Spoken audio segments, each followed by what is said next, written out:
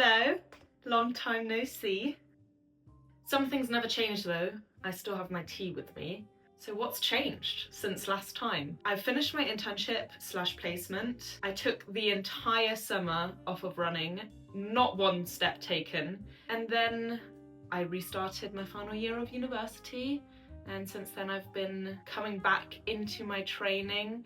I've rejoined the triathlon team and we have now started the build for my next marathon, Boston 2026. So this year I will be running the Boston Marathon and Chicago, which is very exciting. So if you're new here, I ran Boston last year and I'm going to be running this year again, and then we've added on Chicago to the list, which is very exciting. So we're slowly ticking off the world majors one by one, which is very exciting. I thought I'd just give a little update on my training, this new chapter of my life, my final year at uni, my running 2 marathons in a year, which will be a first for me, which is crazy. And I just, thought I'd give a little update on my goals, how training is going, to hopefully document the journey as it goes on now. So my goals this year for my marathons are to, number one, have fun always, but I'm also hoping to run a sub-3 at some stage, whether it be in Boston or Chicago. I was kind of en route for a sub-3 in my last training block for Boston last year. However, I managed to get injured less than a month out, which was brilliant. So didn't really go to plan, but still took a lot of very, very important takeaways from that marathon training block. And I'm kind of thankful for the experience that I had. It has really shifted and changed the way that I'm approaching my training this time around. So I thought I'd kind of debrief about my training this time, because it has been looking very different to my past training blocks, and it's going to continue to look very different. So what's different?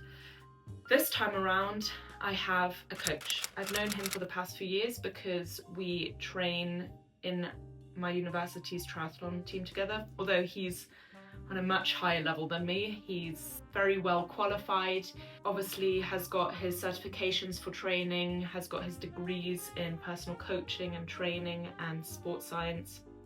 So there's that, but we know each other through triathlon. And he's coaching me through my goals at the moment, and it's very interesting seeing his approach to my training plan. So when I spoke to him, I mentioned that in the past I've always struggled with getting injuries when I've been upping my mileage, and that this time around I want to be really conscious about how many miles I'm running a week, how I'm approaching my training. And thankfully my coach took that on board, as he should, and he's been creating my week-to-week training in a more holistic way rather than just focusing on my running. So a lot of what I'm doing this time around is actually on the bike and swimming. So I'd say swimming is just kind of on my lower volume days, just to keep my heart rate up, but it's not for any intense purposes. Plus I enjoy swimming, and it's a time for me to be social, which is obviously also a very important part of marathon training. We don't want to shut ourselves off from the rest of the world. We want to maintain our social life. So swimming with the triathlon team is a good way for me to do that.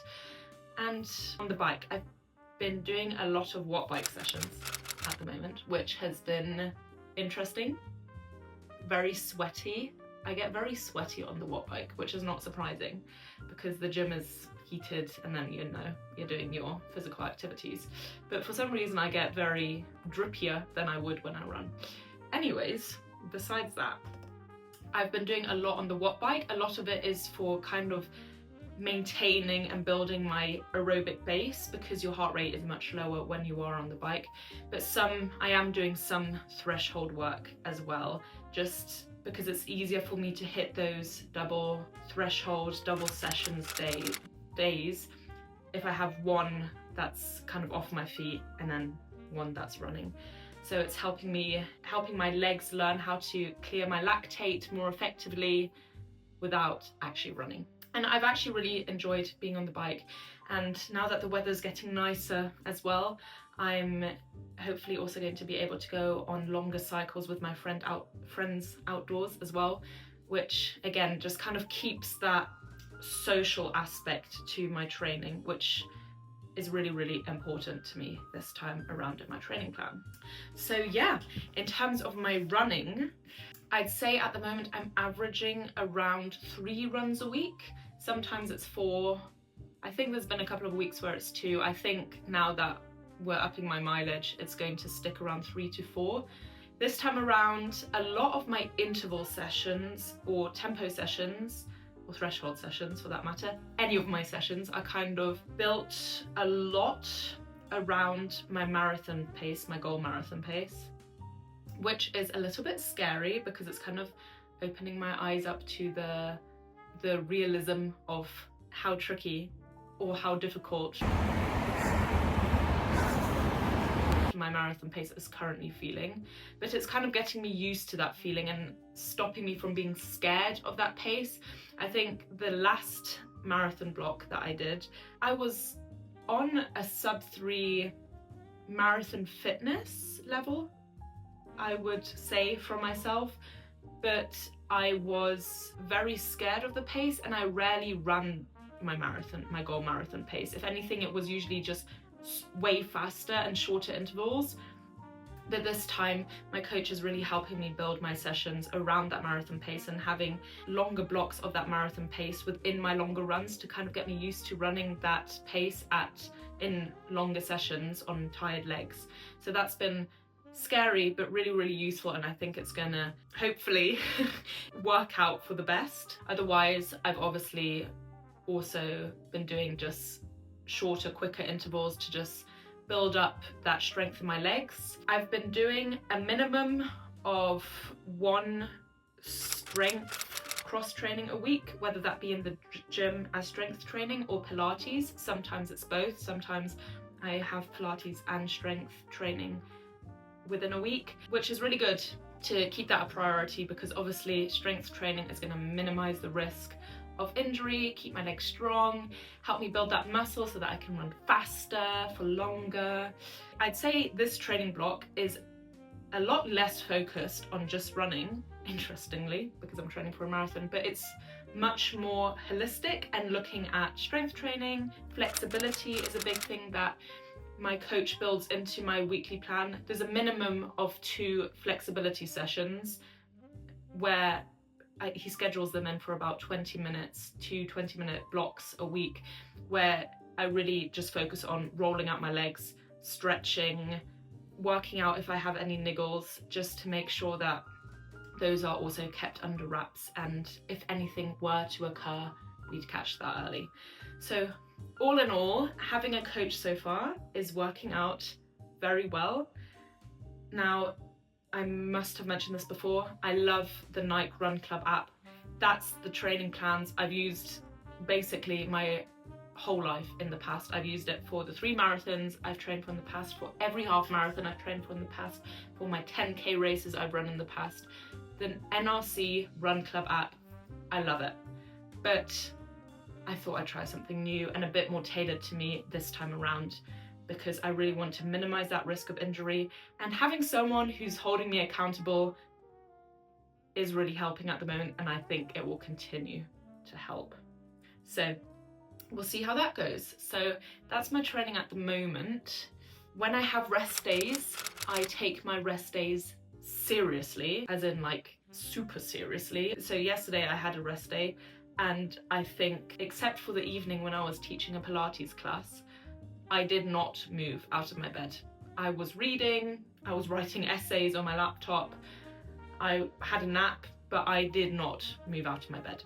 So that's something that I've really been prioritizing, is that my rest days really and truly are rest days. They're not let's go for a long walk days, they're not, oh, let's just cross train in the gym rest days. They are, we're going to lie in bed and put up our legs rest days. And that's also kind of the approach that I've been taking with my nutrition.